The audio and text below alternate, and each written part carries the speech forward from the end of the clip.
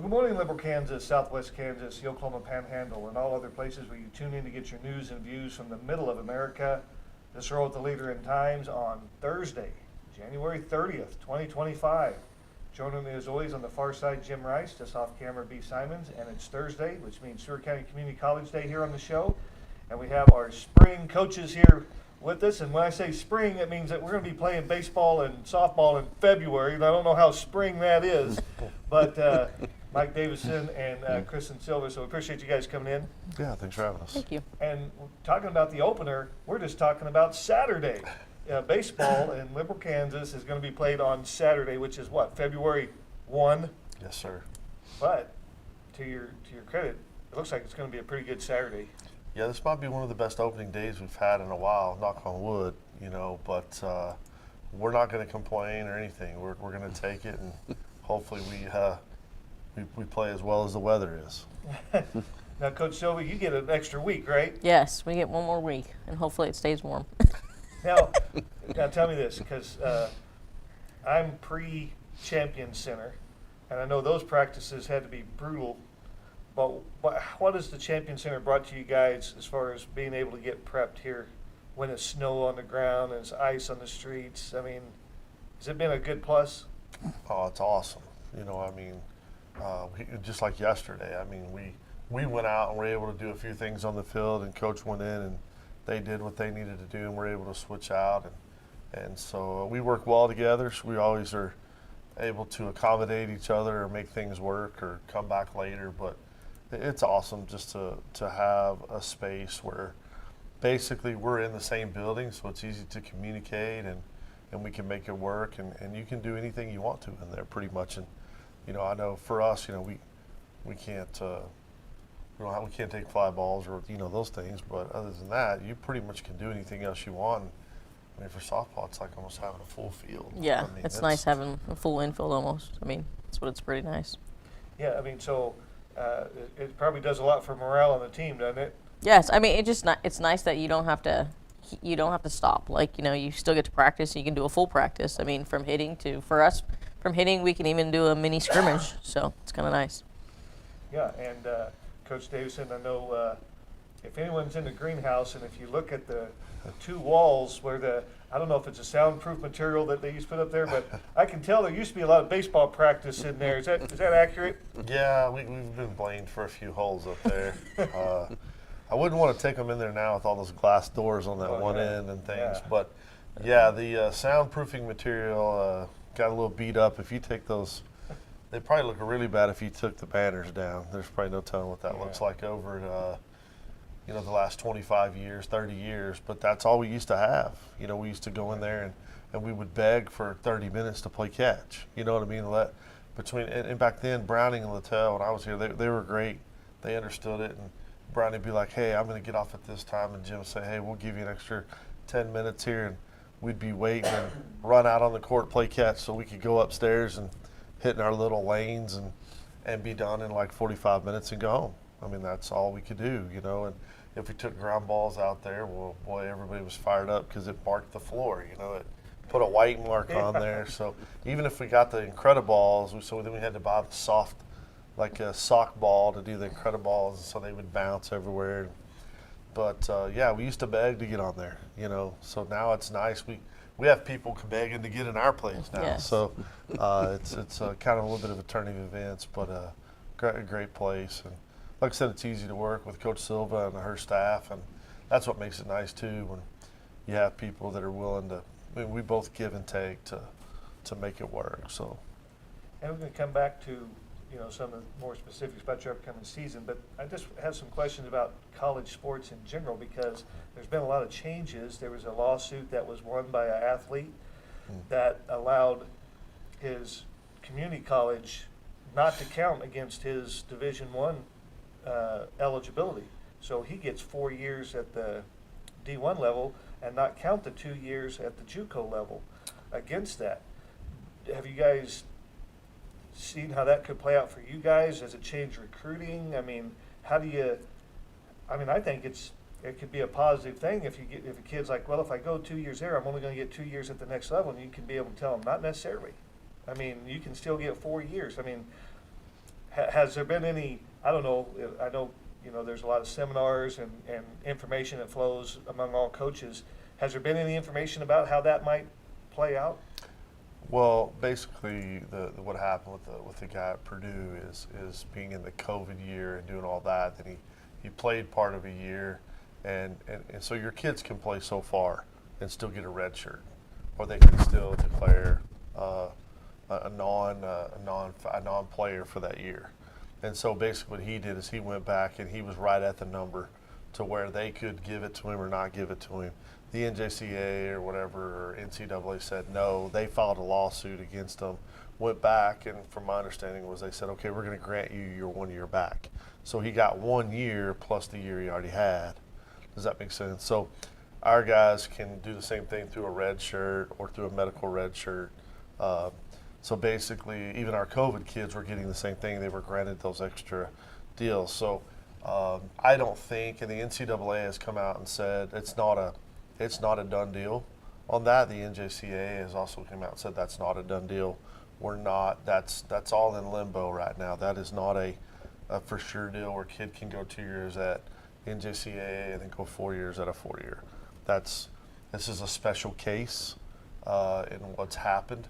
Now it's opened up a lot of other cases for kids to say, well, hey, I had this, or hey, I had that. So that happens all the time. We have kids that are borderline on getting a red shirt. Maybe they're 2 days over, 1 day over, 1% over, 2% over, and you can file an appeal with the NJCAA or the NCAA, and you can get that year back a lot of times because they'll look at it and say, man, what's 2%? What's a 10%? If this kid would have got hurt 2 days earlier, he's legal, right? So they retro back, and a lot of those kids can get the year back. Now I know there is some grumblings and some filings where they're trying to push that through, but to my knowledge, I have not seen anything come across the computer yet, and Coach may be different on this, but that says that it is a for sure you get for it too. No, yeah, they haven't said anything about it. Then how about, I know, at the Division I level, NIL has really changed the game up there. How does that affect anything at the JUCO level, if at all?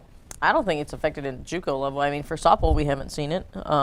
Division I, I think you see it the most. So. Yeah, it's on the baseball side of it. At the next level is it's crazy. When you look at your Power Fives and yeah. I mean, we had some guys last year. I mean, we had our first kid who got it last year when the Luna kid went to Texas Tech. And I was like, how does this work? How does, you start trying to figure out all these, and they do it different ways. I can give you NIL, I can give you collective bargaining. The collective bargaining is your booster club has a pot of money sitting over here, or your whoever, and they can say, I'm going to give you 10 grand, and just like they used to give you an envelope and it was illegal, well, now it's illegal to just hand it across the table, right? But if you don't play well, that money goes away. And then kids come back and say, well, hey, I didn't get my money this month. What money? Because you don't sign for that money. Now, NIL, you have to sign for. Does that make sense? But your collective bargaining, your booster club is just like the old days when you put your jacket on and there happened to be $100 bill in the pocket. You know what I mean? Things of that sort. So. I don't know that, and I'll claim to never have known that. So, but yeah, I mean, I think of the Rhett Bomar situation at OU. That guy went to work at a local car lot and got bounced for it, and then he had to go play D2 at some other school in Texas. That would be completely legal today, 100%. 100%, no matter what you wanted to pay him. There's no fair wage or anything anymore like that deal. Yeah, and I'm just wondering, since you guys are in the coaching, how do you think is that good, bad? I mean, I know there's always questions about player pay and all this stuff, but do you think it's good, bad, indifferent? I mean, I think to me, it's a little bit of good, a little bit of bad. Just depends. Kind of reading, there was an article kind of reading on Title IX, like if the, NIL and Title IX, I think that's going to come into play eventually, is how schools are going to deal with that. If more males are making more money in NIL and females are not, how are they going to make it into play? So. Yeah, that is going to be a big factor to come down the road, and we have to do that already. So every year we have to turn in a Title IX report with everybody that's on scholarship and amounts and all that. So Like I said, I don't think they've really looked at all the NIL and the collective bargaining. And if you put that together, I would say we're probably out of line. Top Probably. 9 ways, pretty far out of line. Now, Yeah. some of your what was it, Caitlin Clark, and some of your basketball like that probably help offset that a little bit, because what was she making, $3 million a season or something with all her little deals that added up. But then you look at Paul Skeens, who at LSU was making $1 million. So how do you offset that with the numbers of 24 baseball guys versus, you know, less numbers in women athletics? So Sure. Well, and the Manning kid that was a backup at Texas was making multi-million dollars, while the starter Purdy at San Francisco was making less than $1 million. yeah, I mean, an NFL guy making less than a college backup, you know, with Yeah. this new system, and that's my fear, is that the wealthy get wealthier in sports. I mean, the big names that have those sponsors and can do that, then how do the KUs in football compete? How do the, you know, Mississippi States catch up to an Alabama if they've got all the funds in the world? I mean, now it's the New York Yankees versus the Kansas City Royals. I mean, yeah. people don't realize how hard it was for the Royals to win that national championship, or the World Series years ago, because their budget is like a fifth of the Yankees. True story. Yeah, it's crazy. You know what I mean? It's and we say this all the time in athletics. It's a monster, right? You either feed the monster or you put the monster in a corner and he wilts away. He goes away. You know what I mean? It's tomorrow somebody got something better than I got. Somebody got something better than Coach Silva got. I mean, somebody got a new facility. Somebody got more money. Somebody you're always. I feel like as a personal deal, you're always chasing. You know, you're always Yes. trying to get something better. Like, what can you show this recruit to come to Liberal Kansas? And some of the best things is just to get them here. If we get kids here to Liberal Kansas, and I know on our side is we have a lot of kids that are just like, man, that's pretty nice. Yes. I mean, like, Goffstown's not too bad. I mean, we hosted region meetings, and we had all the presidents and ADs out here from most of the colleges, and they're like, man, y'all have a lot of hotels. Well, you have a lot of places to eat. This is a pretty cool little town. Boy, y'all have a nice campus. It's all right here. And then you're like, yeah, but we get shunned upon all the time when it comes to holding things, because we're in Southwest Kansas. Everybody's like, I don't want to drive out there, you know. But once they get here, they're like, man, this is a pretty cool place. So You know, I used to serve on the Kansas Press Association board, and we had the state convention in Topeka, in Wichita, and I said, you know, it'd be nice to move this to Western Kansas one year. They said, yeah, we need to look at that. The next year it was in Topeka. I said, it'd be nice to move this to Western Kansas. They said, yeah, we're going to look at that. The next year it was in Lawrence. And I said, hey, is there any chance we get this? They said, yeah, we're definitely going to look at that. It was in Kansas City. I said, I'm not asking anymore, because we're going to be flying to Chicago next.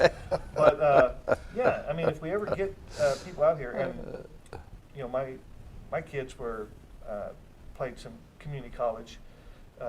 When Rustin was playing football, we went, you know, got invited to several JUCOs where they had football, and then when you go to their school facilities, I was like, this looks like an old junior high that was turned into a community college. Like, what? You know, and their facilities, you know. And you go out to Stewart County, and the classrooms are nice, lecture halls are nice. It's really just a top class facility. It really is. And you know, I would tell anyone, if you can just get them to compare just to what we got. The Champion Center is a game changer, I think. You know, the baseball field, first of all, I know you guys keep it in great shape, and I think the softball field recently has also had some great upgrades to it. It used to be maybe not as good, but it's coming up too. So, I mean, we have decent playing surfaces and facilities. The dorms that they have for community college, you know, I mean, now recently we did put some bunks in some areas, but gosh, I went to Fairmont Towers at Wichita State. That's not any better than what we have here. right. So, I mean, as all of that, the cafeteria, I hear good things. Jim's raves about the cafeteria all the time. I just about live there. So, I mean, the internet cafe, there's a lot of things I think you got going for you. Talking about a new pool. So, no, I think you're right. And when we get people out here and get to showcase what you have out there, I always talk to Brownie. You know, he said he'd go pick up someone, a recruit in Wichita, and he'd give them a big steak dinner in Wichita, get them tired, and then he'd start to drive, and so they wouldn't know how far away it was. It's get them to sleep on that ride in. I mean, as you're recruiting, what are some of the things that come up that make the difference? What gets it where you can land that kid? Honestly, facilities for sure. Champion Center is a huge thing. Having our own little big enough indoor, you know, some people do have an indoor, but they might be 1 cage or 2 cages, but to have an indoor the full size that we can do a full practice is a huge one. Also the community, you know, we always talk about the community so supportive, so that's something that draws our kids. Yeah, it's huge. I mean, it's people don't realize how accommodating, I guess, we are. Even this comment was made this past week of how many people said, "Hey, how you doing?" or "Hey, nice to meet you," or "Hey, where are you from?" or we just seem to be that genuinely open. People want to help out here. People want to be a part of, and so that's special because I've been places where people don't want to be a part of, you know, and having our locker rooms and everything, like she said, the Champion Center together. It's nice to have a place to call home. Our kids can go in there and they have a locker room and they hang out just to hang out sometimes. They become a lot closer because they're in there streaming games on the deal. I mean, I went in the other night and they were doing the greatest moments from College World Series and they're streaming it on the TV before we go to lift, you know, and they're just hanging out. There's 15 of them hanging out in the couches and just like being a family. And so I think that's important because for so many years we had nowhere to go. We had the dorm and everybody else had a locker room and everybody else had a place to hang out, but we met at the field every day and we went home every day, you know, to the same place. So it's really, really nice to have a training room and a weight room and all that stuff that pretty much is our home. Yeah. You know, so. Yeah, and I'll say, I got to give your PR department some props because in recent years, I don't remember seeing as much Seward County shirts around town that I've seen. I mean, people are wearing Seward County stuff all over.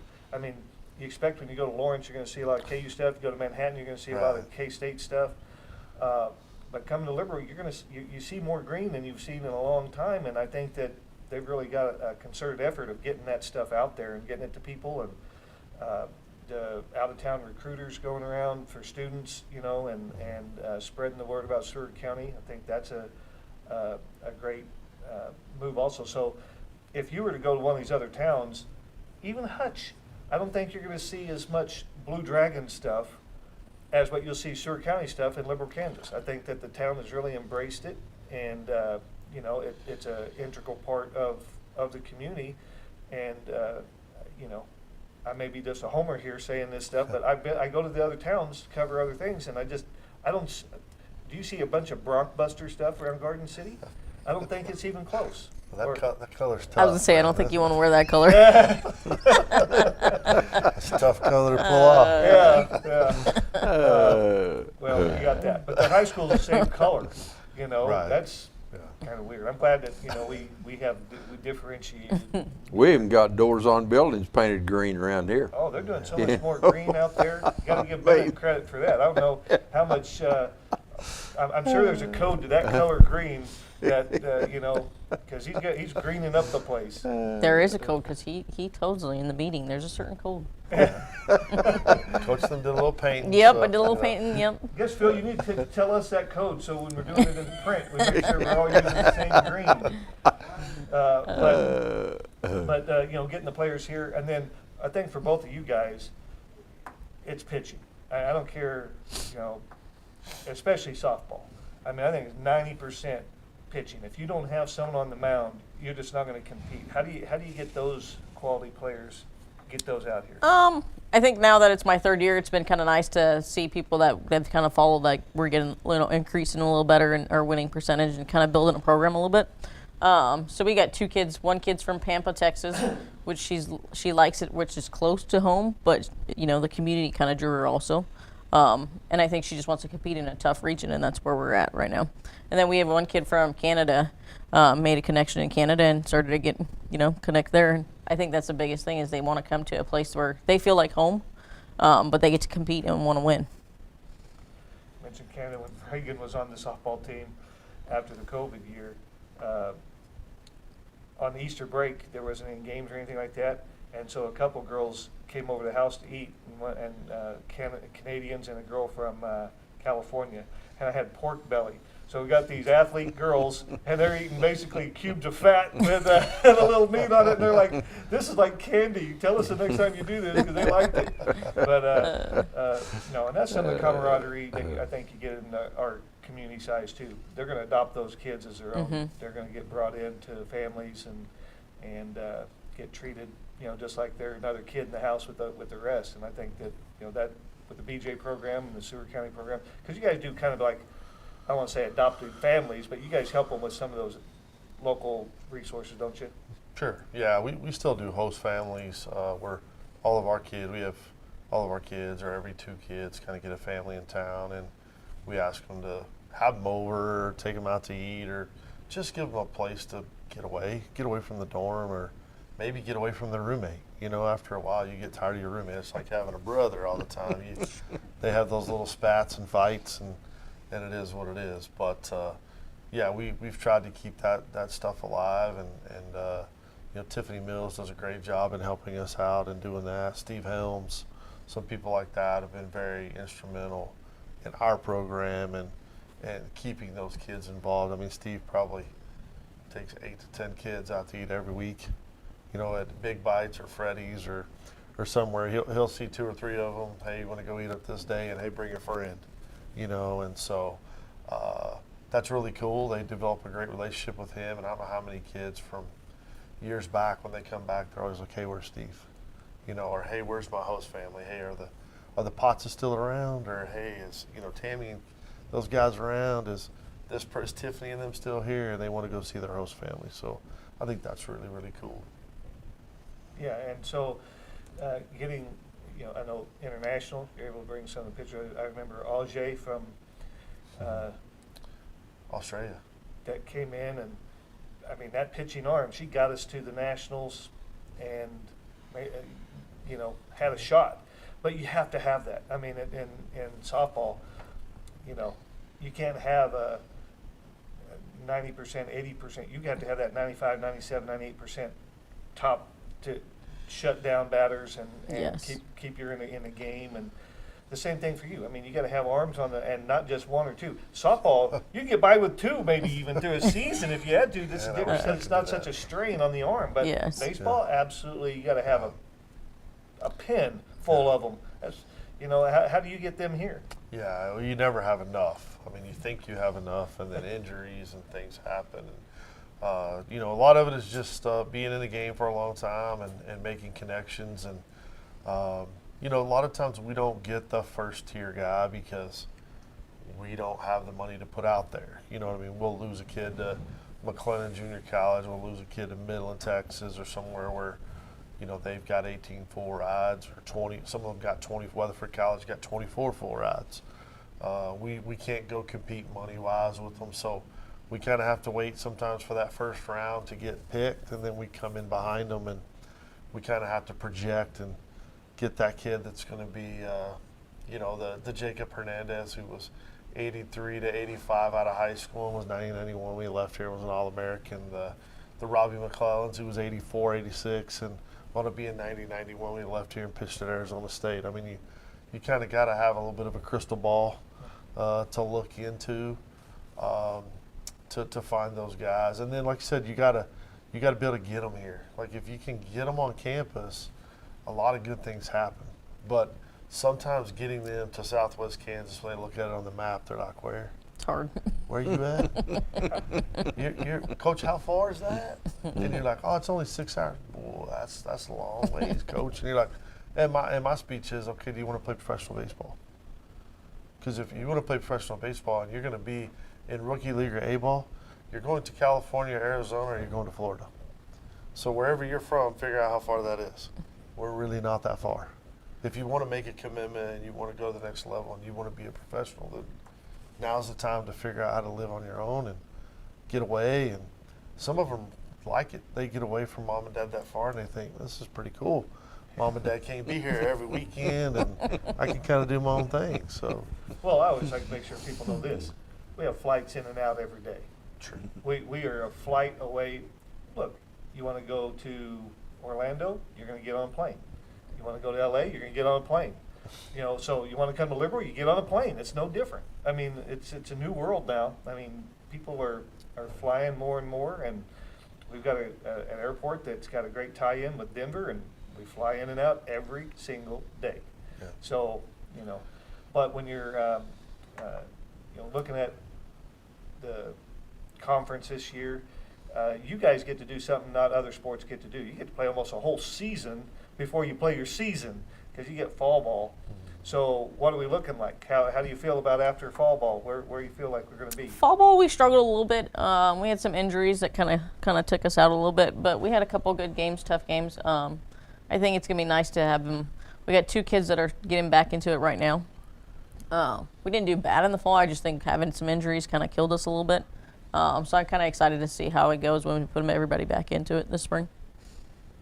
Yeah, we were the same way. We're young. We have 7 sophomores. So out of 31, we're going to be a little green and a little wet behind the ears. And, you know, fall ball, I think, is a great thing because you get an opportunity to see what those kids can do, but you also get a little misconception because everybody's playing everybody. So it's not Silva's best 9 playing my best 9. You know what I mean? So there's some chinks in the armor, and you get away with some stuff. You know what I mean? Where, especially like pitching wise, like, oh well, we hit off of their number 3 and not their number 1. You're not going to get those pitches to hit off of that person. You know what I mean? But playing's still playing, and so you get a better, I feel like, a sense of going into the season of, okay, I probably know like 7 of the 9 positions I feel comfortable with, but there's still a couple out there where you're like, I don't know who's going to play that one. Well, will it be this one or this one? Or, you know, there just wasn't a clear cut person. And it's always tough in the spring because only 9 go to the field, and then all of a sudden feelings get hurt, and now you got to manage a different club because in the fall they all like to be there because it's like, well, let me see. Yep, I'm playing in the 5th inning. You know what I mean? Where no longer, in our case, is that going on. It's, you know, so you got to manage the dugout a little bit more and those people that are not getting to play, and sometimes that makes it a little more difficult. Yeah, but that's what fall ball allows you to do, I think, is, Yeah. I mean, you get numbers now. You can say, hey, Coach, well, look at your average. Look at the average, you know, of these guys, Sure. you know, or look at the errors in the field. I mean, at least you can, it's not just, I just have a gut feeling. You know, sometimes you can look at a coach and say, they just don't like me. But you guys have numbers. I mean, you guys have stats, right? I mean, doesn't that make a difference? Oh, completely. Yeah. Yeah, they're posted every week for them to see. So if you want to know why you're not playing, just look. You know what I mean, or why, you know, what's going on. So. Yeah, I think that's a clear-cut advantage, especially with the number of reps you guys have. You know, you look at the BJs, it's tougher because, you know, they'll play 1 or 2 games outside of conference, then it's conference time, and you get all these 30 kids in the summer, and now you got to put 9 out there, and you're still trying to figure out which 9 are the best 9. Yeah. You know, a kid with a 300 average in this league may not be close to a kid at 250 in this league. Sure. And, I mean, you've coached the BJs before. I mean, Yeah. what's the difference? Yeah, it's tough. It's tough. And a lot of that is, you know, a lot of your kids you're bringing in, or for me, when I was bringing in, like I knew a lot of the kids that I was bringing in, or I trusted a lot of, you know, when I called Frank Anderson in Texas and said, hey, I need 3 dudes. And he said, hey, I'm going to send you Jay Britt Cox. And you look up and you go, well, Jay Britt Cox is closing in Texas. He can probably close here too. You know what I mean? Or you looked at the junior college kids we brought in. I called my friends and people in the business that said, hey, he can play every day. Hey, he's our starting shortstop. And that's where you got to trust the people you get kids from, because they'll sell you a bad one to come with the good one. You know what I mean? Or sometimes you won't get the best player. So you got to know who you're getting. And I was really fortunate back then with Lawler and those guys from A&M and Nebraska and all those guys that put players in here. And if you look back, gosh, how many of those guys went on to play professional baseball? I was really, really, really fortunate that people took care of me and made it a little bit easier. And we don't necessarily say bad. We say underdeveloped, Coach. Just give you a little My language fault, there. my fault. Well, I'm going to give you a well-developed and an underdeveloped one. And you get to work with that. I've never been accused of being politically correct. Well, and, you know, I think back to Kelby Tomlinson. I mean, how do you find a diamond in the rough like that? I mean, here's a guy was overlooked. You Yeah. bring him in. The guy ends up going pro, Yeah. plays Saints, goes to Tech, Yes, sir. and then on to ends up playing for the San Francisco Giants. And I mean, so how do you locate a guy like that? Well, that was luck by me too. I mean, I went to go watch a tournament in Oklahoma, and the kid I went to go watch didn't play very well. He was underdeveloped. But anyway, I was there to watch the tournament, and then I had to go watch a left-handed pitcher throw in Edmond, Oklahoma that night. So I had about an hour and a half drive. And anyway, his grandpa was there, and Elgin was getting ready to play the next game. His grandpa was, hey, Seward County. We were talking, and his uncle was there. He's a fireman. And hey, my grandson's playing the next game. He's a really good player. You know, he's looking for a place to play. And I'm thinking, well, everybody's grandson is a good player. You know, nice to meet you. You know, you do those things. And then I thought, well, you know, man, I'll just hang around here for a little bit. I got nowhere else to go. I got a little time to kill. And he jumps off the bus, 145 pounds, and he's like 6'1" and lanky. And anyway, they take, you know, they go out and play. They don't take in and out, so you don't get to see him take in and out. He plays catch, and I think he walks his first at bat. The next pitch he's still second. The next pitch he's still third, and they chop a ground ball to the pitcher, and he beats it out at home and slides in, and he's safe. You're like, man, he's pretty athletic, and goes out and makes 3 plays at short and throws well. And man, this guy's kind of interesting, you know what I mean? And you watch him play. His next at bat, I think he hits a double off the wall, and he goes first to third. I mean, really easy. If you watch Kelby play, when he runs, like from first to third, he's about as good as anybody I've ever had. He can really run, long stride, and he and Hunter Pence, probably the two. I mean, they just cover a ton of ground, and it's like, man, that's pretty interesting. So I went back to Grandpa, hey, can I get that phone number by any chance? You know, and he said, yes, sir. And of course, back then, we were lucky to have a cell phone, or I was, and we're writing it down on the back of a business card, you know what I mean? And I'm giving him my business card, and gosh, I think 2 weeks later, Kelby comes in and works out, and I told Coach Fitzpatrick, I said, man, he's a little raw. He's like a $145, but if we can put some strength on him and he catches the ball, all this, and he gets done, and Coach said, I sure am glad you decided to bring him in here because I'd have had to fire you if you didn't. That kid's pretty dang good, so sometimes it's just luck, being in the right place at the right time, and that's hard to do sometimes. So your networking and who you know is the name of the game, I think. Completely. Sounds to me like it's all about meeting the right grandpa. Yeah. And you have to get really lucky there. I tell that story to a lot of people, and they just laugh. And they're like, are you for real? And I'm like, yeah, that's a true story. I was about to get in the car and leave. And Grandpa was like, hey, you need to stay and watch my grandson. I was like, oh, really? Which one is he? And, we proceed to have a phone conversation. You don't want to be rude. No. I mean, and his uncle come over, and his uncle was a nice guy. He had a firefighter in Lawton, Oklahoma. And so we started talking about Ryan Pack, and he knew Ryan Pack's dad, who had been a chief there in Lawton. So we have a little conversation, and you're thinking, well, these are pretty good people. They might not be lying to me. So, yeah, just sometimes being at the right place at the right time. Same thing with Chon Hernandez, who everybody thought I was crazy bringing in this kid who was 6'1", weighed 240 pounds, and he's throwing 81 to 83. And I kept telling everybody, I'm going to play professional baseball one day. And everybody's like, come on, Coach, like one off season, he's going to weigh 300 pounds. And, you got a size 18 shoe. I mean, he's the biggest guy. I mean, big hands. And I remember this is how a true story. He was throwing in a bullpen, and he threw like 81, 83. And I was like, man, is that all you have? Like, really, as big of a boy you are, like, I mean, just let some balls rip. I don't care where it goes. I mean, I don't care. There's a game going on, and I'm throwing them in the bullpen while a game's going on next to this game at Chatfield High School, right? And he proceeds to airmail the next 2 in the stands. I mean, literally into the stands, and hopefully he don't hit anybody. But he was 85, 87. The next pitch he throws 88. The next pitch he throws is 90. I said, that's it. That's all I need to see. Thank you. Put it up. He came down the next weekend and signed and came to play for us because you knew it was in there. You know what I mean? But thank God we didn't kill somebody that day in the stands because he literally launched 2 balls. We're hollering, heads up, and balls are flying in the stands, and people are looking out of the dugout like, hey, what are you guys doing over here? But, yeah, you know, he struggled his freshman year. You know, I can remember him pitching against Hutch.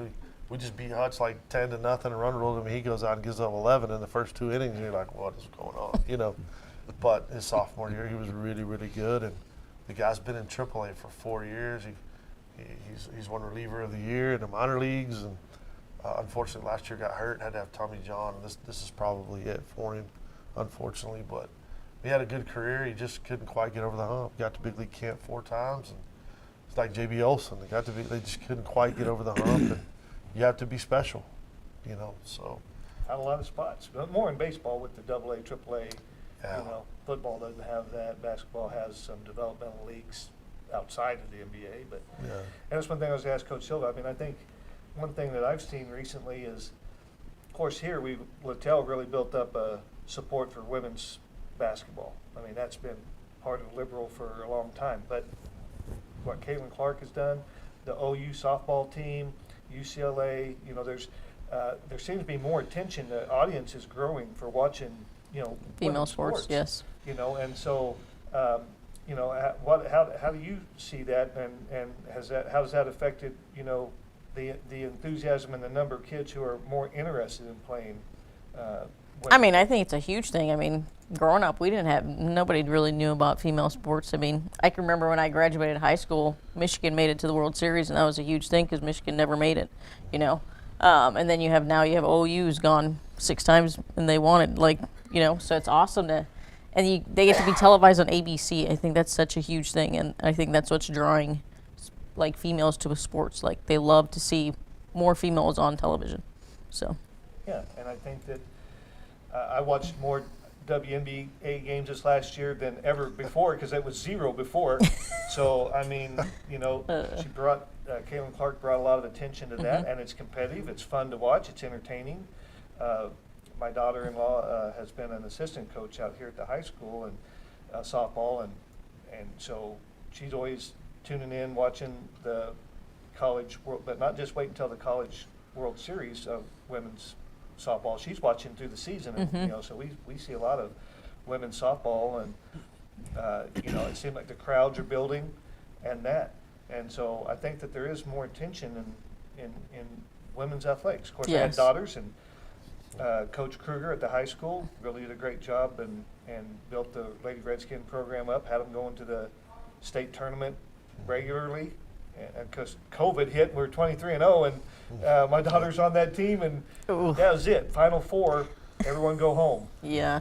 But so here locally, you know, you're seeing some attention to women's athletics, and you being a part of that, you know, I was just curious, how is it affected? Like, are there more recruits to go get now? Are more kids interested in it? I think there's more recruits, but I don't know.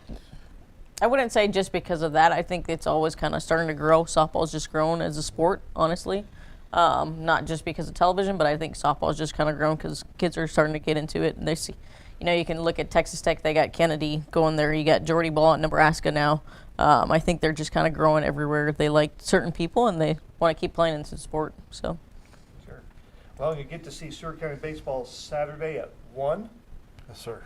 at home, and Lamar Yes, sir. against Lamar to start the season, and it's going to be good weather, so you want to get out there and check that out. And then Stewart County Saints softball starts Next week, Friday, we're on the road to At- Joplin, Missouri to play Crowder. Joplin. And when do you know when your first home win is? The 11th. We play 11th? Frank Phillips here. February 11th. So we'll see what I don't look that far ahead on the weather, but I know Saturday looks pretty good. But hopefully it looks good for you guys Yes, too. hopefully. And so you want to get out to Stewart County Community College, watch a baseball game Saturday at 1 o'clock, and we'll keep you in the loop about softball. Get out there and watch these guys. And if I remember right, all games are free. All free. So it won't cost you a dime. Usually there's concessions going. Sometimes I've even seen barbecue out there. Every now and then. So come on out, enjoy a game, and support Spring Saints Athletics. We appreciate you guys coming in. Anything I didn't ask you? No, but thank you for having us. And Appreciate so get out there, watch them Saturday at 1. We got some more news we're going to bring to you, and we're going to do that right after this. Our loved ones leave an impression on us, and it's important to make sure their lasting impression honors the life they led. Since 1956, the Jones family has been providing lasting legacies to the lives of our loved ones, and that torch has now been passed to the Creekmore family. The commitment to compassion continues by offering the largest inventory in stock in the region with in-house custom craftsmanship that makes sure each piece is as unique as the life it represents. With a combined 82 years of experience and professional designers on staff, Jones Monument continues to provide affordable pricing and convenient turnaround times. They are ready to serve you from 9:30 to 5 Monday through Friday and 9:30 to noon on Saturday. Yes, our loved ones may have passed, but the memorial left behind stands as a testament to our never-ending love. The staff at Jones Monument understands that, and that's why providing monuments is more than a sideline at Jones Monument. That's all they do. Visit Jones Monument when you're ready to make an impression beyond a lifetime. Fall off the bone ribs, dripping with our signature barbecue sauce. Tender pulled pork and brisket smoked to perfection. All served with family recipe home-style sides. It's all waiting for you at the Brick House Barbecue and Brew. Open 7 days a week, your barbecue appetite can be satisfied anytime for lunch or dinner. Brick House serves full dinners, combos, sandwiches, and take-home packs. Enjoy a variety of brews on tap or a mixed drink. Shaken, not stirred. Give your taste buds a treat at Brick House Barbecue and Brew, 24 East 2nd Street in Liberal. Like us on Facebook and see our full menu at brickhouselk.com.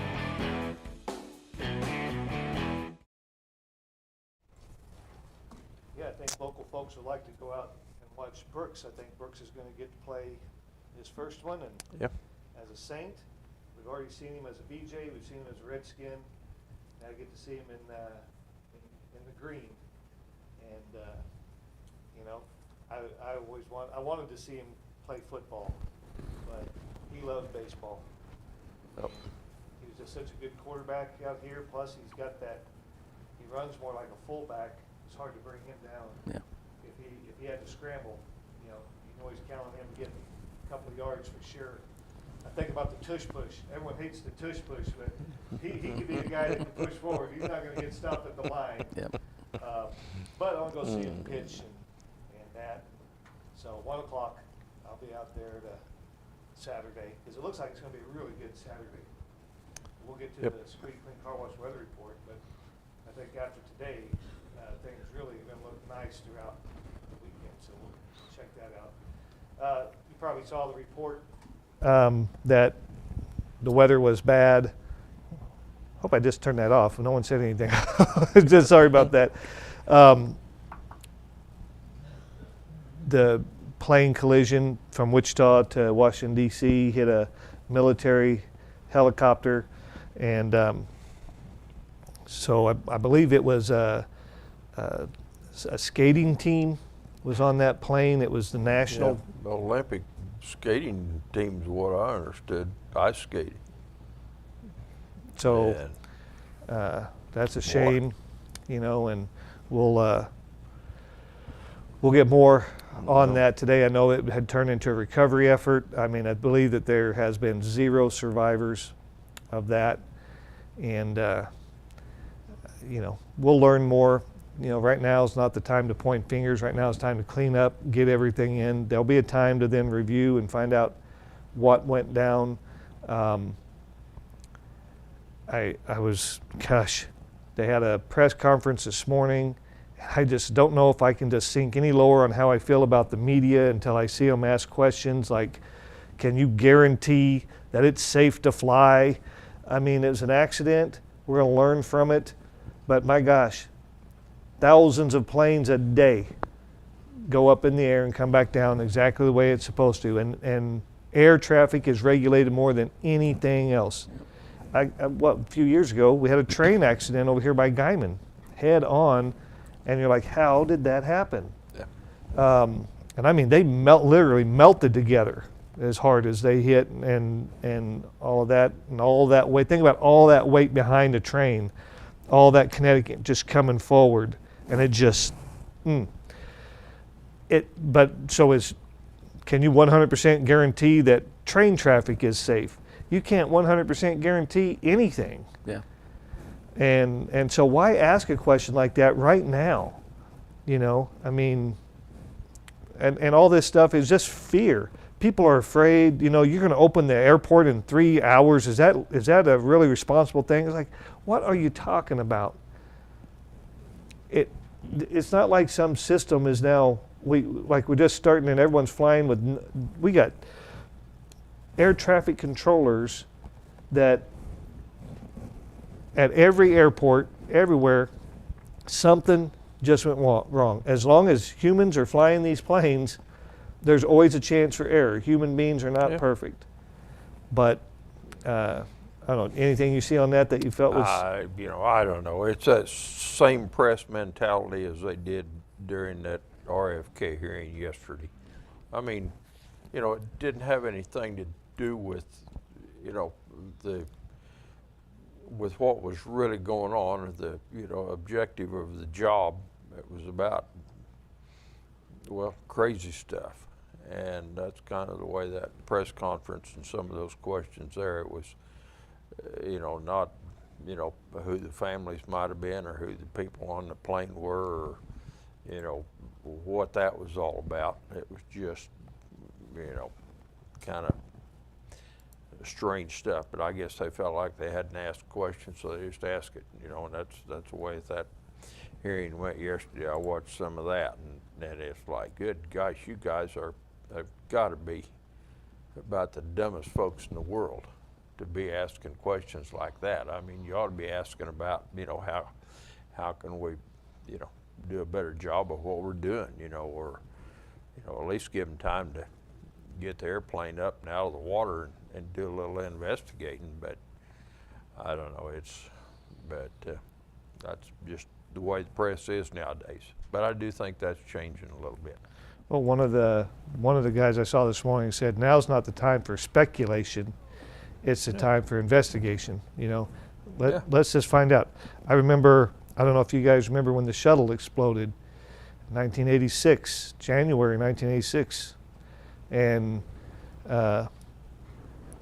they brought back every piece. They recovered about everything, and they had it laid out in a room, and almost like was able to put the whole thing back together. And they were able to find an O-ring failed, an O-ring, and that's what caused the shuttle to explode. They will go through all of this. They'll find out, you know, what happened. They'll go through all of the transcripts, because I already heard air traffic control had said to the helicopter, can you see flight such and such? They knew that was coming. How did that, you know, and we all have questions. How did it happen? How was that helicopter in the flight path? You know, if this is where planes are coming down to land at Reagan, why is there anything in there? Yeah. You know, I mean, we're going to have 100 questions, and they're going to find the answers. They said that the helicopter was flying dark too, so the plane had no Couldn't visual see sight. it. Yeah. Yeah, you know, and I know we think maybe there's a screen with little blips on it. This doesn't work like that. It may in the traffic control center, but it doesn't in a plane. And Right. you know, how to see those kind of things and all of that, and why was it flying dark? And that's another question. There'll be a lot of questions, but they got to investigate this thing and find out. You know, and I know it was a training exercise on that, so we're not going to speculate here. We obviously won't know. I see where right now there's some Kansas folks giving an update on it, so we'll continue to follow it and see what information comes from it. But until then, you know, our hearts go out to the families, and it's a tragedy, and it doesn't mean every flight now should be grounded or we just give up on flight. You know, I think about how many highway accidents are there every day, and it's a shame. But That's the risk Yeah, you but we take. haven't stopped using cars and trucks. Nope. They haven't asked about that. And we're going to get on the highway again. And yeah, is it a risk? Anytime two human beings are headed to each other at 55, 70 miles an hour, there's a risk. It's a risk. A blowout, a mechanical failure, something completely out of your control, ice, it can happen. But yesterday you mentioned RFK took questions to be the next Health and Human Services Secretary. And again, some pretty zany questions about when you just don't like someone, you just ask some really dumb questions, I think. About measles, about are you anti-vax, and all this. And I loved his answer when he said, I've been tagged as anti-vax because I said the COVID vaccine won't stop the spread and it won't prevent someone from getting infected. And they called me anti-vax for that. Well, it's clearly it did not stop the spread and it did not prevent people from getting infected. So it's not that you're anti-vaxxer when you're right about what isn't going to happen with this shot. Yeah. That's why we've said on this show for years, it was not a vaccine. The best you could call it would be a booster shot. An experimental drug. Yeah, but it wasn't a vaccine. No, If you take a vaccine for measles, you're not getting measles. that's right. That's what a vaccine is. So they were selling it wrong. They were pressuring social media to sell it the way the government wanted it sold, and the facts just didn't come out that way. But what did you see in the RFK hearing? Oh, it was quite the circus, in my opinion. Here's kind of what I wrote down a few notes just while I was watching it. It said, watching the Kennedy health debate, it was like hearing a debate on should we have the right to question our healthcare industry. Listen to the participants, it seemed the Democrats on the committee were saying no, we should not have that right. All these things you have said in the past concerning questioning healthcare can and will be held against you.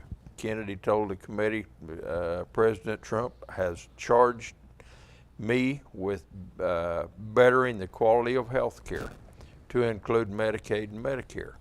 Accountability is included, and who qualifies and who does not qualify.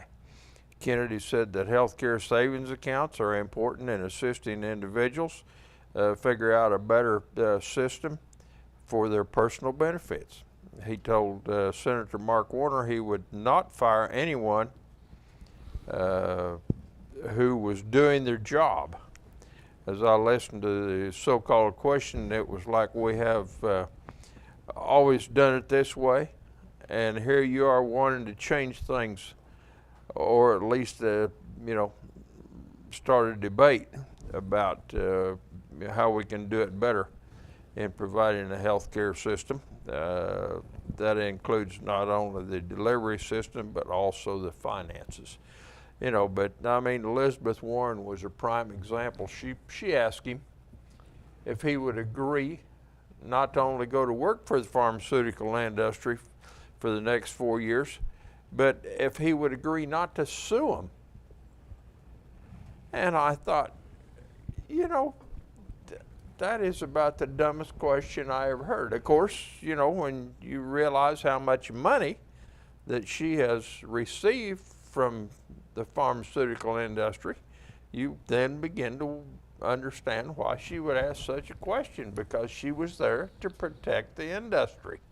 Didn't care about, things like COVID and vaccines and, the government pushing all this stuff. She was just worried about, I think, probably her income. So, and I'm sure that, I could hear a lobbyist tell her to ask him to agree to that. We don't want to be sued. And he said, no, I can't do that. He said, and I think that's kind of what everybody's afraid of. They're afraid that their chief donors, through various political activities, we might find out some stuff and they might get sued.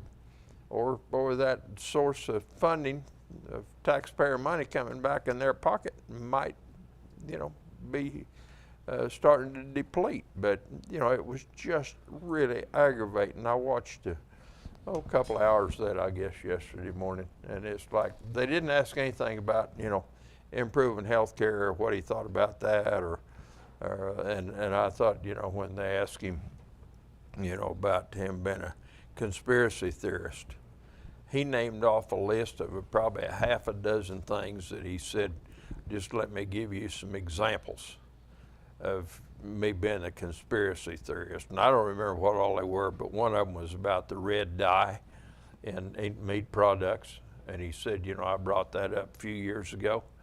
And within the last 30 days, they have decided that's probably a carcinogen and does cause cancer. He named off about a half a dozen of them. Well, those guys didn't want to hear that.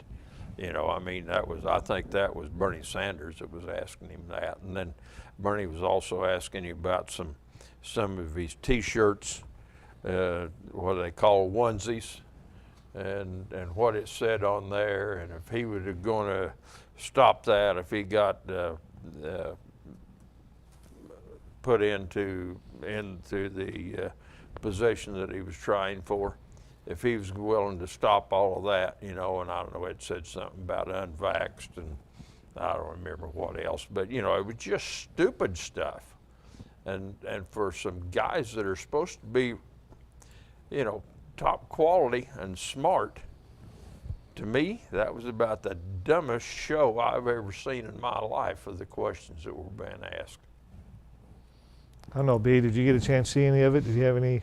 I did not get to watch any of that. I was too busy working, but things that I've overheard, and I realize now that, and when you think about they call it big pharma for a reason, and I think that a lot of things are going to come out about the fact that, look at all the money that goes into the research and things with the pharmaceutical companies,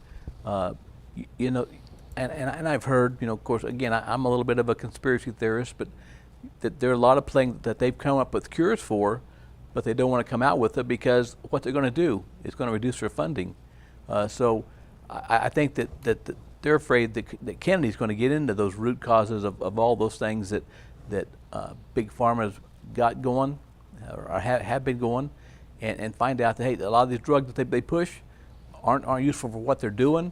They can be used other ways, and that, just like Elizabeth Warren, probably afraid she's going to get cut off from what she's been making from all the people that are getting the money and the kickbacks from the pharmaceutical companies. It's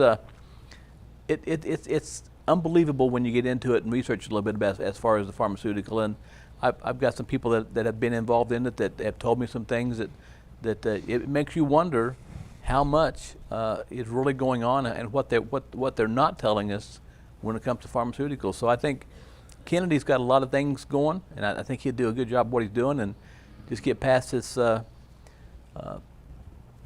brouhaha that they got going with him in the hearings. Yeah, I'm just, I love how these Democrats are calling him crazy and a loon and all these conspiracies, and the last HHS secretary we had, couldn't define a woman, or you're trying to tell me that this guy who's trying to look out for obesity and some of the issues that we have, look, I'm not the guy focused on diet. I may get more focused on it as I'm getting older, and they start telling me, you keep eating that, it's going to kill you. I'm going to die from something. I might as well die from chocolate. That's right. But That's right. That this guy is going to try to look at and see, why are we the fattest nation on the planet? Why are we the most diabetic nation on the planet? Look, there's some things to look at. Part of a free society, you have the freedom to choose some of this stuff. Yeah. I'm not saying they should take choice away, but should we know what's in our food, what can lead to certain things, educate us on that, make sure that we know what's going on, and then it's our call. They took red dye number 5, was it, or what number? But one of those numbers. Yeah, but they got rid of it because they did tests and it can be cancerous. So, they still sell cigarettes and they're cancerous. Yeah. I mean, there's no doubt about Well, that. I think, and I think that's his objective is to let people know, kind of like what we're seeing right now with all of the money that's been spent on, on all of these things that we had the suspicion that they were going to, several activities that were beneficial to Congress, but, until we really found out and began to see it, and that's the way with this health thing. I mean, I think somebody said yesterday that it was their pharmaceutical industry's objective to keep you sick so they could keep selling you medications, pills and shots and what have you. But anyway, and RFK wants to kind of turn that around, or at least give you something to think about. Are you eating the right stuff, or how could you do better, or whatever? But this morning I was just kind of looking through some stuff, and I got to looking at the headlines again.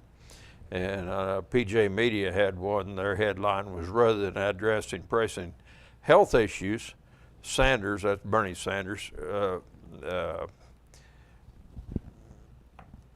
talked about on the products. He accused Kennedy of, in his organization, that was about the two T-shirts that he had. He didn't like that.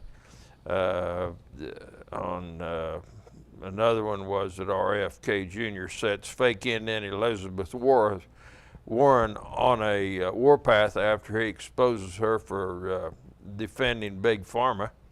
And then this Benny Johnson said, meltdown in Elizabeth Warren, a.k.a. Pocahontas, absolutely loses it after RFK exposes her for defending Big Pharma. And he said, RFK said, you're asking me not to sue the vaccine pharmaceutical companies? And screaming Warren said, no, I am not. But she did. She asked him twice before he responded. And it was kind of a convoluted, thing. But I understood exactly what she said. And she asked him 2 times if he would agree not to sue Big Pharma. But there was some other stuff kind of thrown in there, and finally he said, no, I won't agree to that. But so who's protecting who here? And I'm sure she'll be one of them that votes against him because he didn't agree to, if he sees fit and finds, enough issues to sue him, well, so be it. I mean, Trump went after Zuckerberg and sued him for kicking him off of Meta, Facebook, whatever you want to call it. And they settled a suit yesterday for $25 million that went to, I guess, probably to Trump's library fund is kind of the way I understand it. But, that's what courts are for, to settle different issues. But you can't, these people that they're putting in, in place to be the head of these agencies, you can't have them agree not to sue somebody. But that's what she wanted. So, Yeah. I don't know, it's just crazy. And, I believe that it's funny that RFK will probably come down to party lines. Yeah. And he was a Democrat running for the Democratic nomination, or tried to, and they wouldn't let him run as a Democrat for president. Yeah. Well, he said that.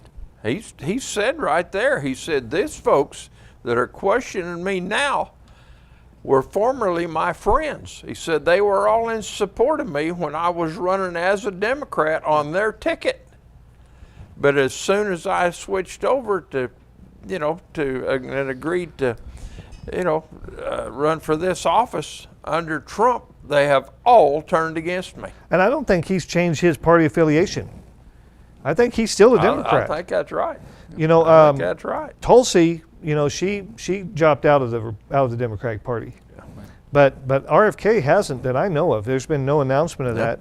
So he truly is a Democrat that won't get probably a single Democratic vote, but will have to be confirmed by the Republicans to become the HHS. And another thing is, you know, doesn't that tell you the state of affairs where we're at when anything that you do that aids Trump is just, you're an enemy of the state in their view. It's just terrible. I remember watching an episode of St. Elsewhere in the 80s, and it's a drama show about doctors, but I remember them one time saying, we used to tell people start every morning with milk, eggs, and bacon. Today that stuff will kill you. That was in the 80s. Things change. That's why I don't like the government saying we're outlawing this or banning that. You hear different things about this is good for cholesterol, this is bad cholesterol, this is good for this is bad for that. And if you watch any commercial on any kind of medication, they'll tell you what it's going to help you with. Then they'll tell you 100 things it's going to do that could be bad. Avoid this if you have this or that, or and I can't remember which one, but when they said could cause bleeding bowel syndrome, I'm thinking, I don't know whatever that's supposed to help me with, but I don't think I need to try that. But everything comes with a risk, and nothing is a perfect solution. And gosh, I don't know when it changed, but when we played, we ate dirt, we played in the mud, we stepped on splinters and all kinds of things. And now every kid gets diagnosed. I don't think there's a kid undiagnosed with something. They have some condition. It's like, gosh, can a kid just be a kid?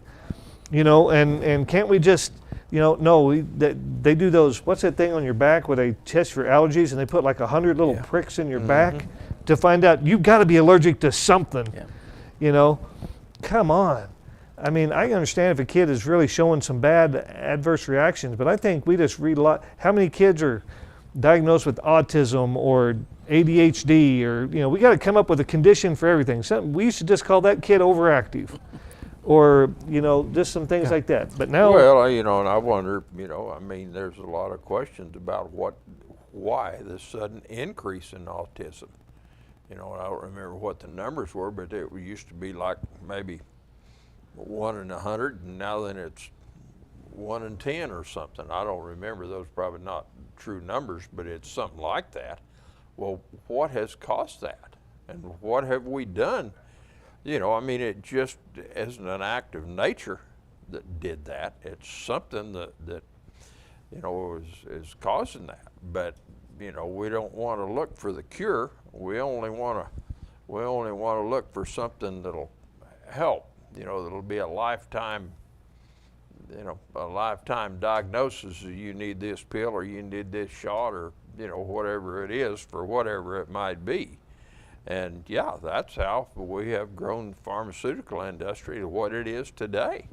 And that's not saying that all of that stuff is bad. I mean, look at polio. They found a vaccine that works, and we basically eliminated polio. And we had eliminated tuberculosis until a short while ago. And now then, they found an outbreak I think in Johnson County, Kansas, that there's about 70 or 80 folks down there that have got tuberculosis, been diagnosed with tuberculosis. Where did that come from? I mean, we didn't have any cases. You never ever heard of anything, because there was a shot for TB, and we took care of that. But now then, all of a sudden here it pops up again. And why? Where did it come from? I think I know, but you can guess for yourself if you want. So I don't know if you saw this, but the Trump White House has started an emergency response emergency rapid response to fake news. And they have 3 already that they've released. The first was Democratic Senators Chris Murphy, Jasmine Crockett, representative of Texas, out saying that Medicaid, food assistance, and other programs would be affected by Trump's directive to pause radical, wasteful government spending. So they put out fact. Individual federal assistance programs such as Social Security, Medicare, Medicaid, SNAP, which is food stamps, and other important programs are explicitly excluded, as was made clear by Press Secretary Caroline Leavitt and a memo from the Office of Management Budget.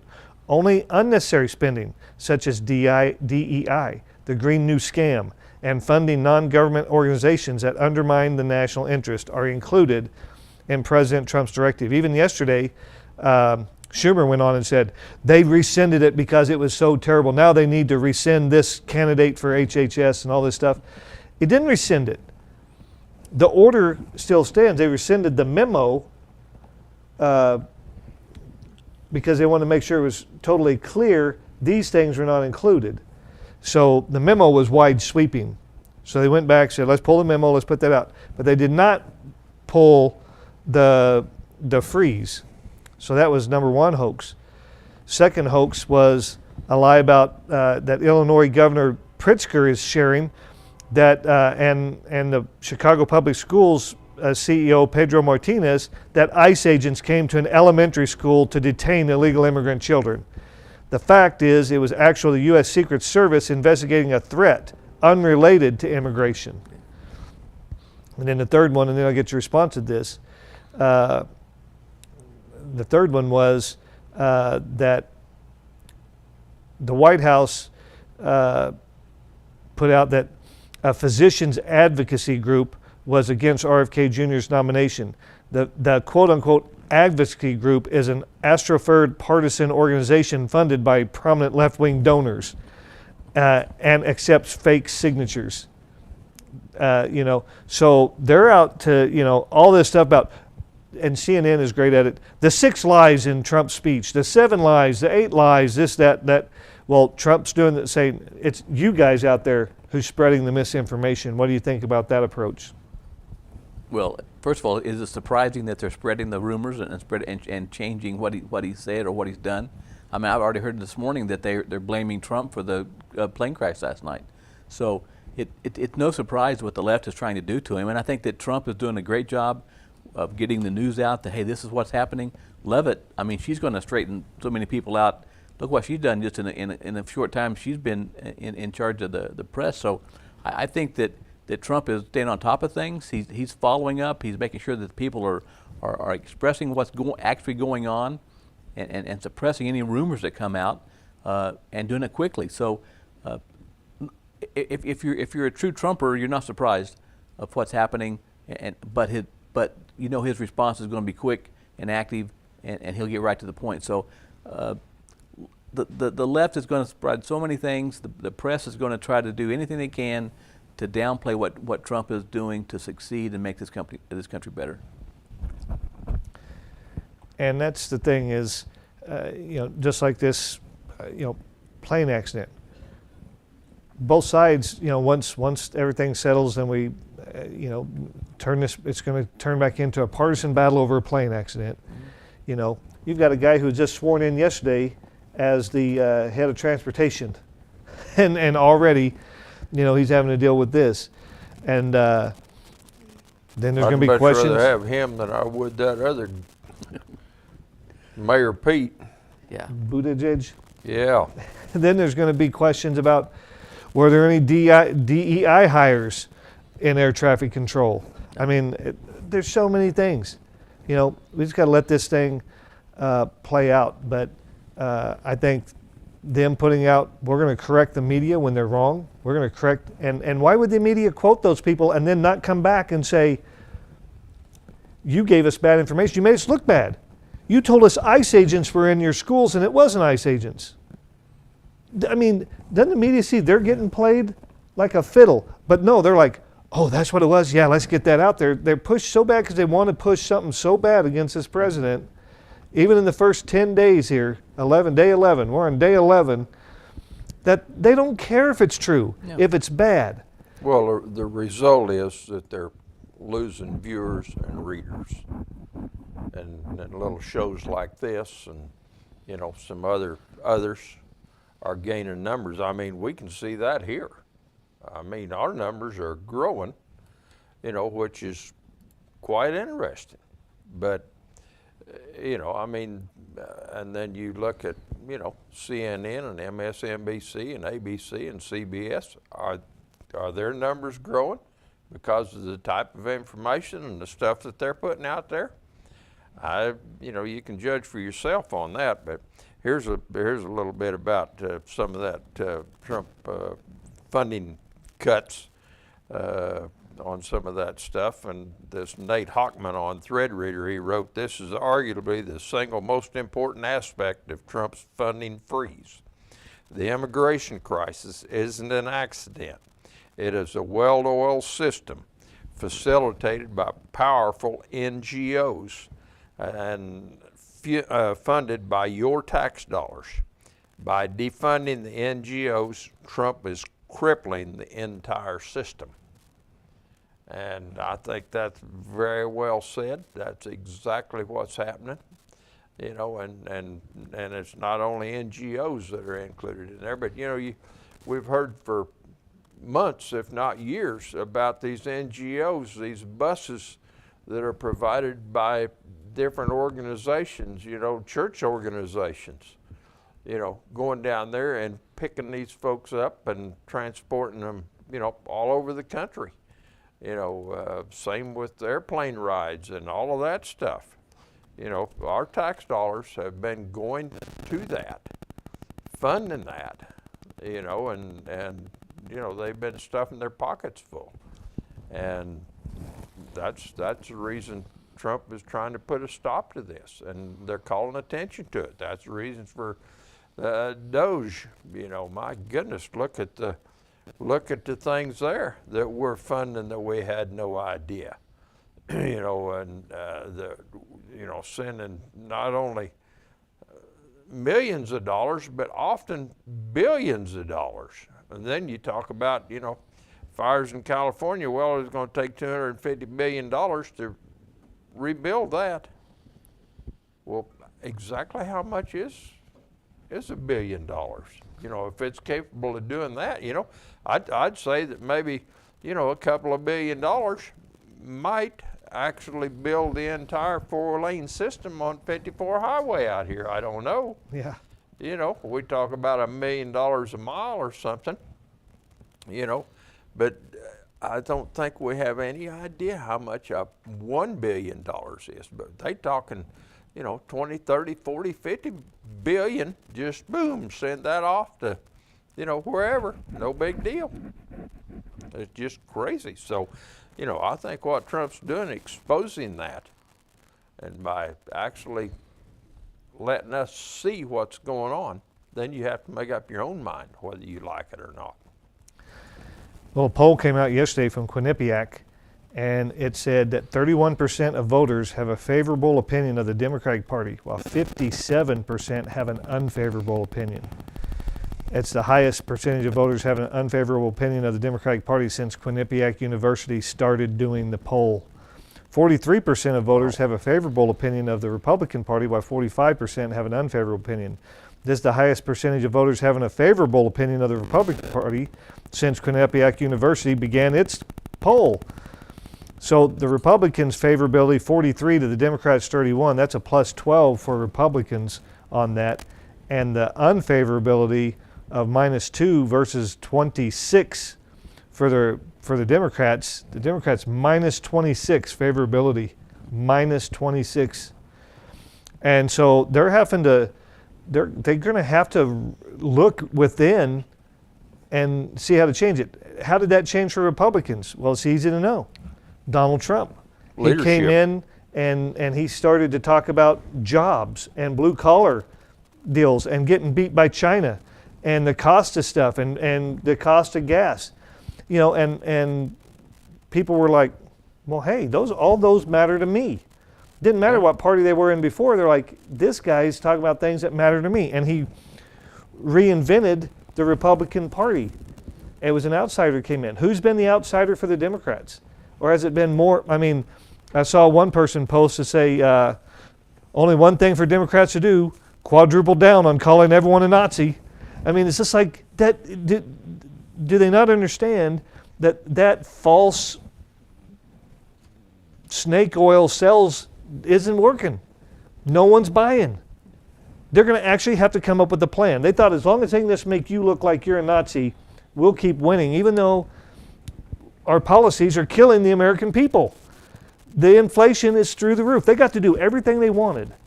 And look what happened. So, B, what do you think about a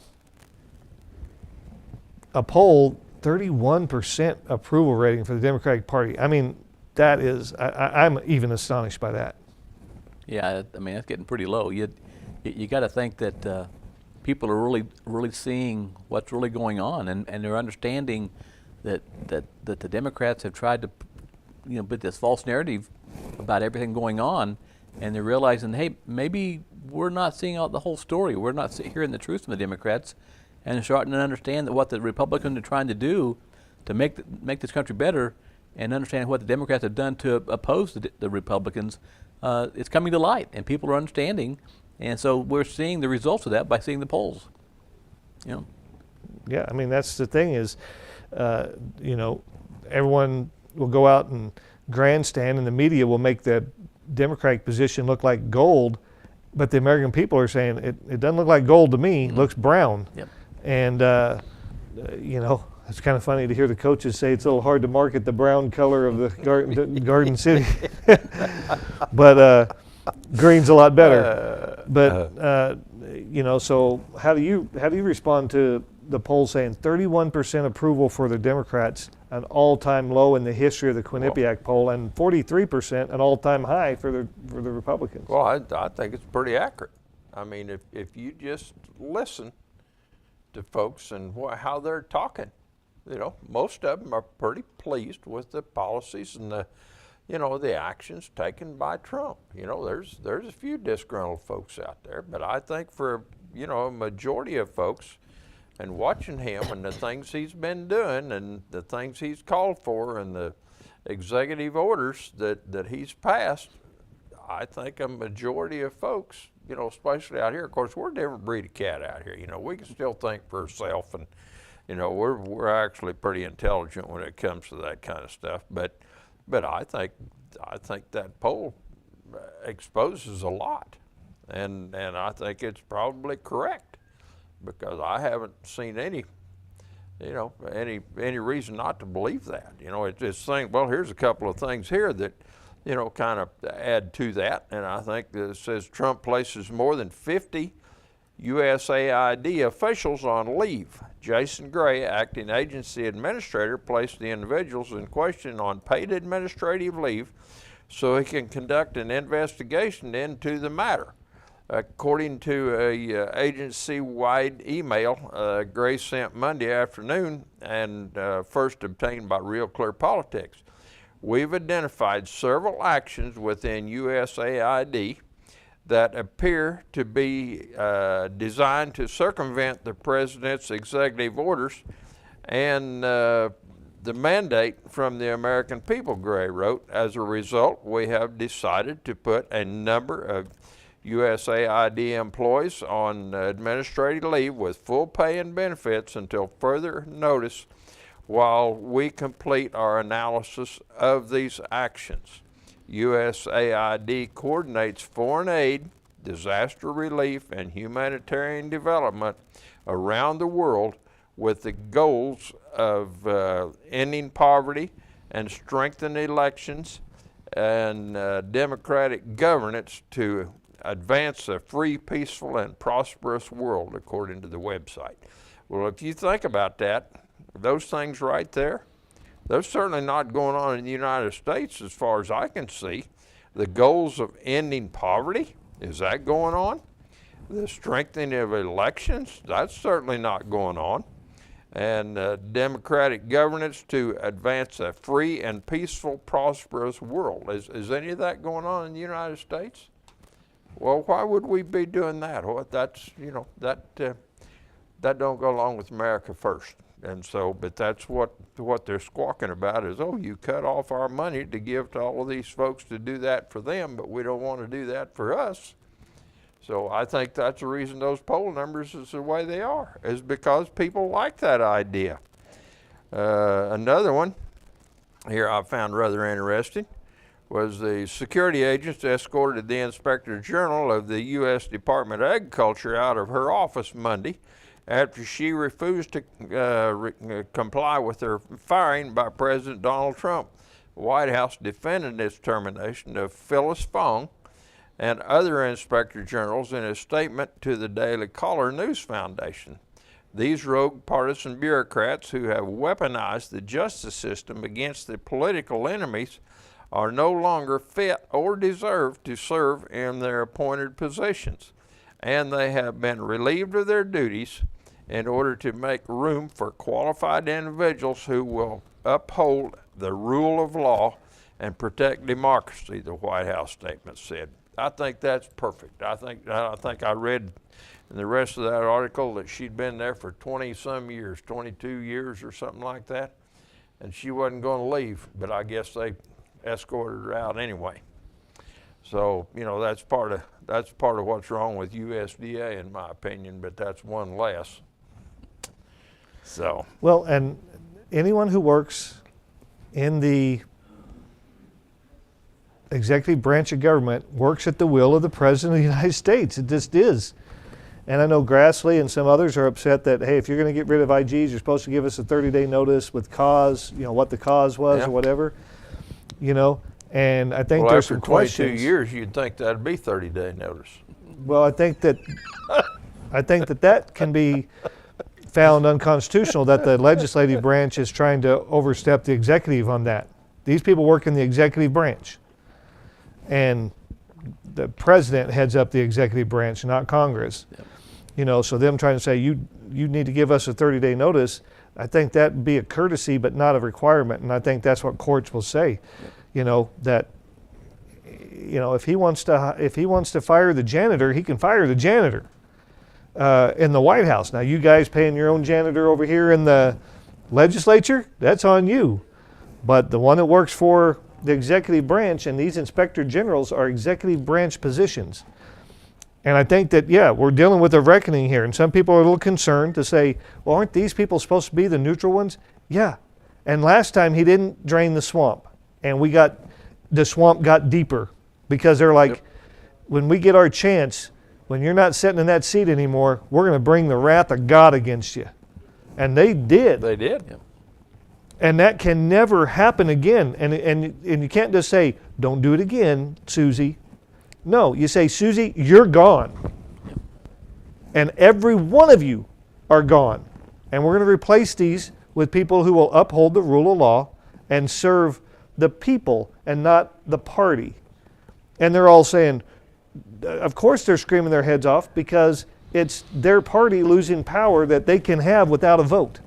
Just because they haven't upheld the rule of law. Mm-hmm. Well, when they can go on one guy on a boat, fisherman, and say, you have to hire a government inspector to sit here with you on the boat to see what you're doing and make sure you're doing everything by the rules and all that, like that, where did they get that authority? And the court said, you don't have that authority. You can't do that to a guy. But these agencies will do it because they will usurp any reading of that they have the ultimate authority to do whatever they want to do. And that's, well, they know they won't be challenged.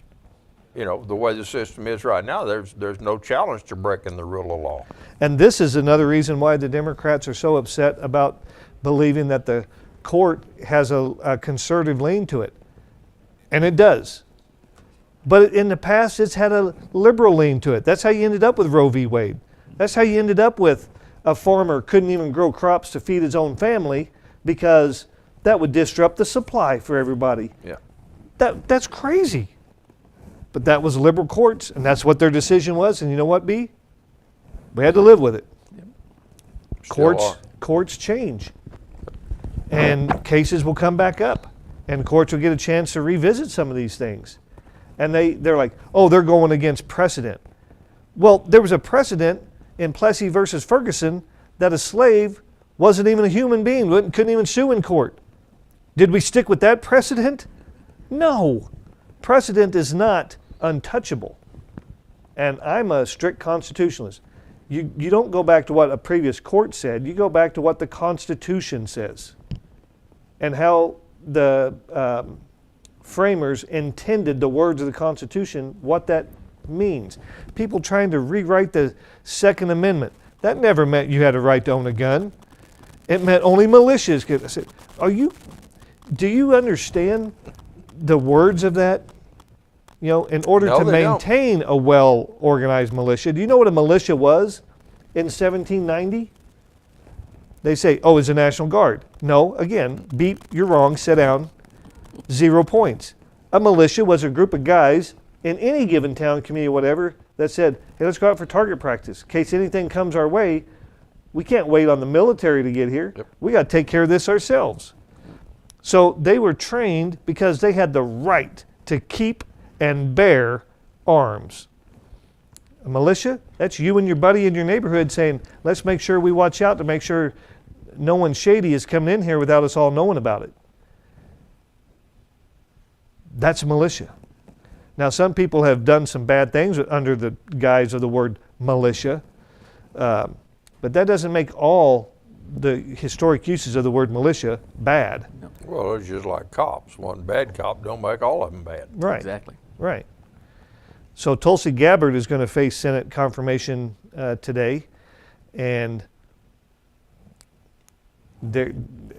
it's going to be kind of strange. I think as they're counting up votes there, she might not have enough Republicans, but there are some Democrats who favor her. So how do you see hers going? I don't know. I think it's going to be close, like all the rest of them. Hopefully, it's successful. You know, I think she's got some good ideas and some common sense to go along with it, which has been missing in the past. But you know, I don't know. It's you know, same way with the RFK. Once they come down to a vote for him, you know, I think there's probably 3 Republicans that are not going to do it just because they're not Republicans. But you know, we'll see, and it could come down to, you know, the vice president have to break the tie again.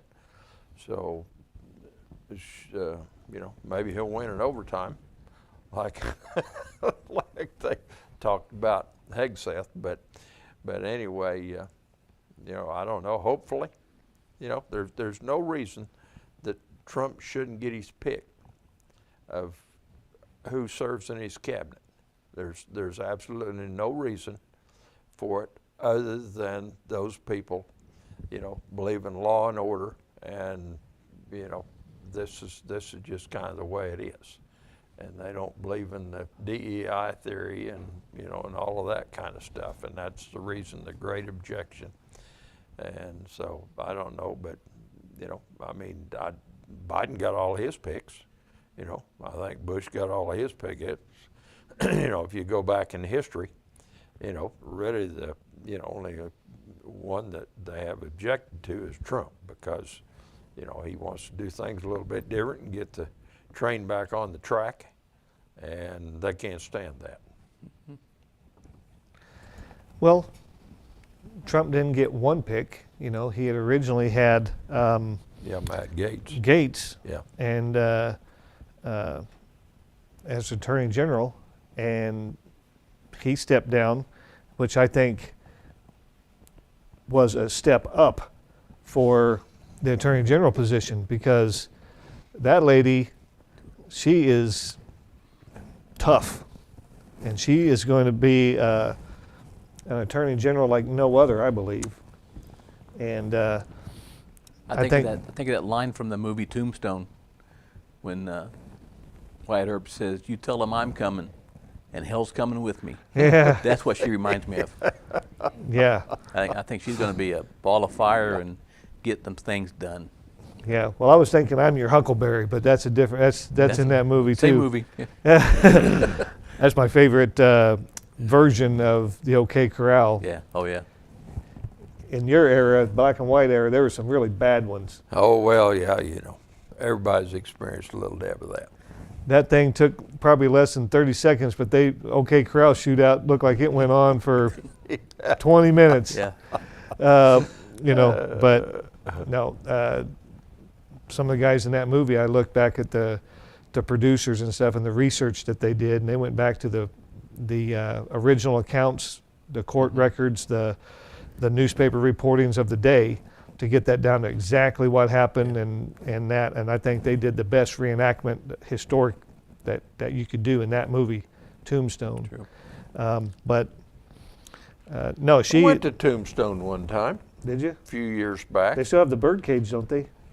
I don't remember. I think so. I can't remember, but I mean, I was, in the old wood boardwalks, and I mean, it's just kind of a wide spot in the road, really. I mean, there isn't anything there much. Of course, now then it's turned into a tourist trap. But you talk about being out in the wild blue yonder, man.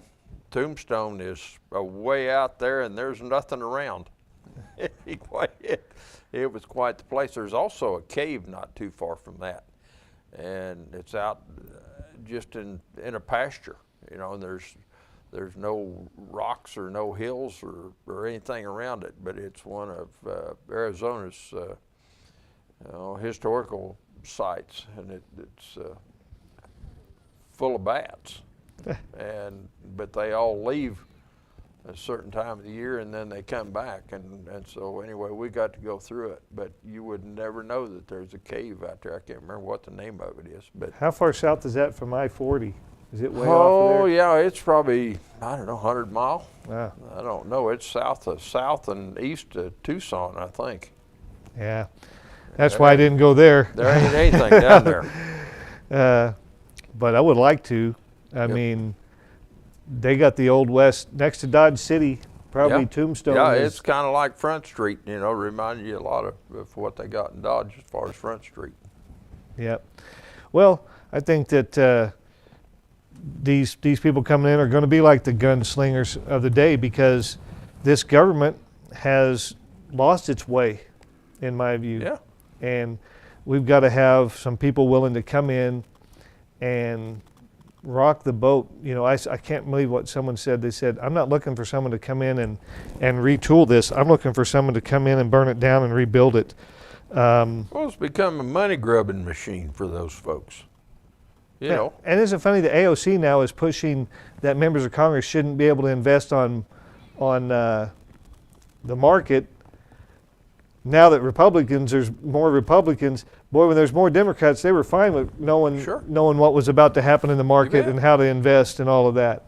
And I agree with her, but I've been saying that for years. They should do the same thing the president has to do, put their money in blind trust. They don't know what policies they do might hurt or help themselves, and do what's best for the people and not what's best for their portfolio.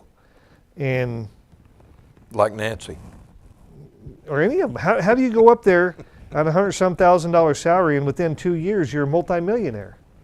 Well, it's just all that genius work that they do. It's those bonuses they get. Well, those are extracurricular because they're not from the government, so they're getting money from someone. And then that's why you see a person like Elizabeth Warren basically standing up, because she's from Massachusetts, and guess where a lot of those pharmaceutical companies are? That's right. And so, yeah, she's definitely going to say, don't hurt my guys for making a buck, but hurt everybody else. And this is the problem with some of those people up there. They want reform until it affects them. Yep. Yeah. And Well, that was exactly her deal right there. That's why they call it big pharma. But there's a reason for that. Yep. Big pharma, but look, that didn't help big tobacco, did it? No. And all these other industries. And that's why these people he's bringing in, I'll admit, they're disruptors. They are. But that's what the people wanted. They're tired of the business as usual of government. Yep. 31% support the Democratic Party. I mean, how do they keep selling the same old thing and think that's going to change? Trump's not selling the same old thing. He's bringing in, he's like, I am not going to get burned on this one. We're going to bring in people, and I'm telling you what, if for some reason someone like Gabbard doesn't get through, the next person might get through easier, but I'm telling you, Democrats, you may wish it was Tulsi Gabbard, because I'm trying to think of the name of the lady from Florida, the Attorney General. Pam Bondi. Bondi is going to be an absolute terror to them. Yep. And they could have had a buffoon like Gates. And now they're going to have someone who really knows what they're doing. And she's going to rock them. you know, and she understands when they're trying to trap her in questions too. And she didn't fall for that. She's like, No. you know, no, you know, are you going to go after political adversaries? No, we're going to follow the rule of law. And everyone's going to follow the rule of law. That's exactly what you want to have. That as told me Attorney that General. you bet she's going to. Yeah. That told me exactly that. Yeah, if you follow the law, you're fine. Yep. You know, and I can't believe the one guy who said the system's supposed to be that you find a crime and then you find the perpetrator. You don't find the perpetrator and then find a crime. And she's like, you mean like what's happened to Trump for the last 8 years? Yeah, you're right. You know, that's exactly what we're going to get rid of, that kind of thinking and that. So, yeah, I'm looking forward to these confirmations. But I tell you, if for some reason someone stubs their toe because Democrats won't support them or Republicans, they'll probably regret it because there'll be someone in the wings that's going to come in like a Pam Bondi, and you're going to say, dang, we should have went with that other one. Well, I think, you know, with this along comes probably a great deal of savings, better efficiency and effectiveness, you know, at lesser cost. And I know that's a huge thing on Trump's plate, is to, you know, reduce costs, find out where the money's going. You know, that's the reason he put Elon in charge of Doge, you know, and now then they've got, I think they've set up a committee. I can't remember who's the chairman of that committee, but anyway, you know, they've set that up, you know, to start looking into that and letting us know, you know, that, hey, you know, these NGOs is getting all this money for transporting illegals in here. You know, well, that's stopped now. I don't think there's anybody coming across the border anymore, or very few anyway, and I'm pretty sure they're going south a lot quicker than they're coming north now with Holman in charge. Well, and that's at the border. And for those that maybe aren't sure, an NGO is a non-government organization. That can be any kind of charity or anything like that. But what's to say that they're not still sending airplanes down and bringing those guys in and landing somewhere, you know, and dropping them off like that? You know, we got to make sure. I think I have no problem that this border will be secured. They sent the military there. Yep. And I think once people heard down south, it sounds like they're just saying, forget that. Yeah. They're just not trying anymore. Well, I think there's a lot of self-deportation going on too. So. And that's the next thing we have to do. You know, I think always thought of it like a boat. If you have a leak in the boat and something's coming in, the first thing you got to do is plug the leak. Then you get out the bucket and start, you know, throwing out the water that got in the boat. You can't do that until you stop the leak, because you're just fighting a losing battle. Yep. So what are they doing first? Stop the leak, get the water off the boat. And look, people say, these are human beings. A human being is not illegal. Well, a murderer is a human being, but that's still illegal. Actions are illegal. No one's ever said that the person is illegal. The action. Being here, like Carolyn said the other day, Levitt, she said, which ones are criminal and which ones are just here illegally? All of them. Being here illegally is a crime. And that's what I've been, I mean, I'm like, what are you trying to delineate? Now I can see people who are here who are more violent, you want to get them out first. I heard yesterday, they said that the last administration and now the new one knows exactly where these violent people have been. We know where they live. We know their address, and they have just not gone and gotten them. Yeah. They're going to get them now, and they're going to get them out of here. Well, Trump's going to open up Guantanamo, do a little repair work down there, and he says that, you know, there's some of those folks that he don't even want to turn loose back in their own country. They're so dangerous. And so they're going to ship them to Guantanamo and hold them there. Now that's, I mean, I think that's probably what you call looking out for your neighbor. If you know there's some of those folks that are so violent and so dangerous that you don't want to send them back home, that you need to hold them in a facility, you know, until they get a trial or, you know, whatever the deal is, you know, and then maybe they'll be turned loose. But, you know, and that facility down there, as I understand it, holds 30,000. gosh, imagine 30,000 or more that are, qualified to be there because they're so dangerous, and we've just got them running around up and down Main Street and, in our apartment houses and all of that kind of stuff, living next door to folks that are scared to death, and there's some folks that don't want to remove them. I mean, what in the world's wrong with you anyway? I mean, if I knew my next door neighbor was a murderer and loved to slit folks' throat, I'd be a little bit nervous, but the way it is, like for me, I feel real comfortable with my neighbors. But anyway. Well, you'd think, what if then it is your wife that gets attacked the next day? Yeah. And you find out, well, they knew this guy was next door.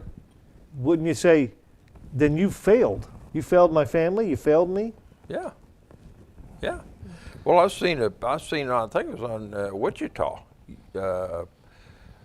And I wasn't aware of it, but they had a couple on there that, 4 guys, and I don't know that they were illegal, but anyway, 4 guys had broke into their house in the middle of the night and stole everything they had. And this girl, she was a young girl, and anyway, she had this knife, and she said, that guy told me if I didn't get in that bedroom and stay in that bedroom, and he was going to fillet me like a fish. And said he stuck that knife in that dresser. I don't know, probably other folks out there seen that, but that was in Wichita. Now, like I say, I don't know whether those were American citizens or not, but you certainly don't want folks out like that running around. But, Well, I saw a report. We don't get to hear it as much here. I don't know why we don't get some of this statewide news, but there were illegal immigrants that did some damage in Kansas City and in Topeka and in Wichita. And any crime, I don't care if it's drunk driving, I don't care if it's theft. If it's done by an illegal immigrant, it was an avoidable crime because they never should have been here. Right. It's just the facts. And you say, well, Earl, what about the beef plant or what about this, that? Don't blame the beef plant. Don't blame that. If someone is here illegally, that's on them. Completely 100% on them.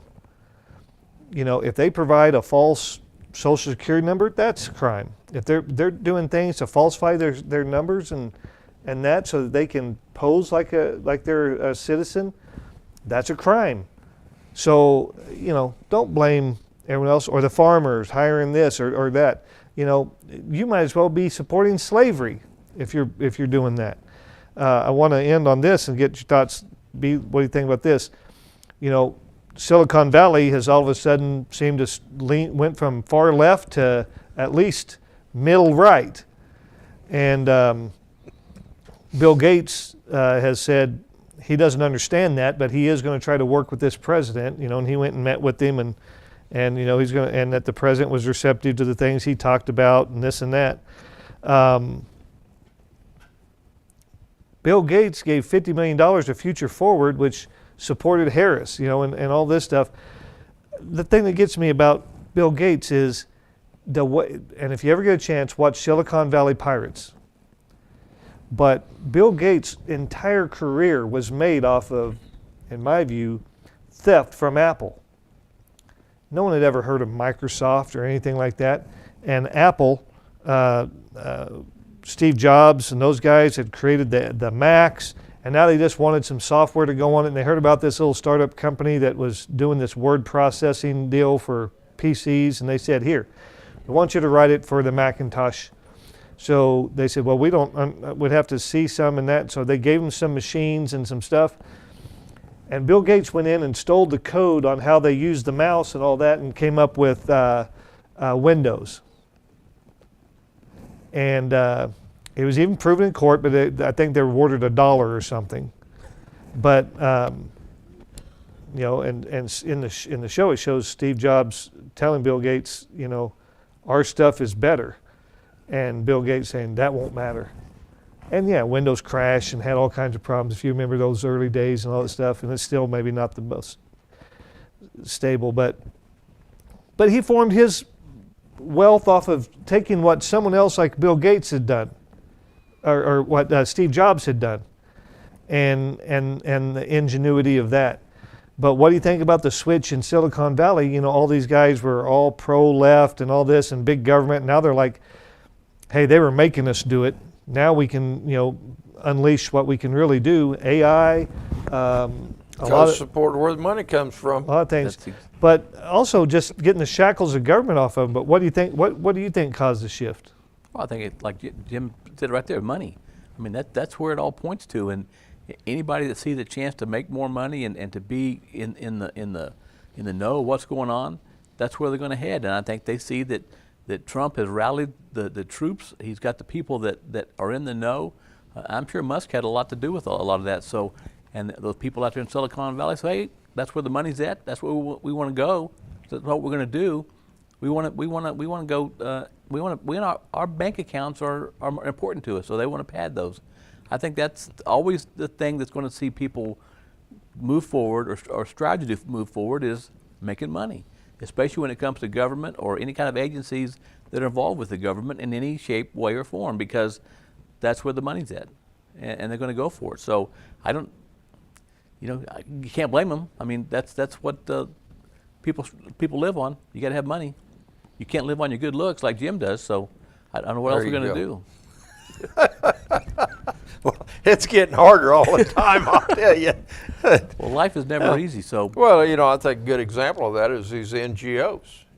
I mean, they would never have done this on their own, but they found out that there was big bucks for transportation needs, to get these folks here, and they're willing to stick their neck out and accept that money, kind of like bribe money to me. Yep. And and now then they're doing quite well, and now then, Trump trying to call a halt to that, because what they're doing is, well, it's illegal. Is what they're doing. They're supporting an illegal act by transporting those folks across the border. But had that money not been available, they probably would have never ever thought about that. But when they found out it was available, well, it's just like Gates and Zuckerberg and Bezos and all of those guys. Now then, man, we'll donate $1 million to your inaugural campaign, and we're going to do this and that, and just slinging that money around here and there, because we're on your team now. No, you're not. You're just looking for the next check. Well, and a lot of people want to try to make this, about some of these NGOs are Christian organizations or Catholic organizations, and here's the thing: we're not helping. Everyone's like, love your neighbor and take care of your neighbor, and yeah, we do that, but we're not helping our neighbor by letting some escape over here illegally and living in the shadows. That's not helping them. Right. That they're living like third-class citizens. You want to help them? They need to do what the American patriots did. They need to take on their own government that's failing them. They need to take on the cartels that's basically imprisoning them. They need to fight back against that stuff in their own country for all the people in that country. If you want to be a good neighbor, encourage them to fight back against injustice in their neighborhood. Yep. They're in their neighborhood, and that's what they should be doing. We did it. We fought off tyranny. We fought off an overbearing government, and probably just did it again at the polls. So we're not helping our neighbor by letting them live as third-class citizens in the shadows in our country. That's not helping.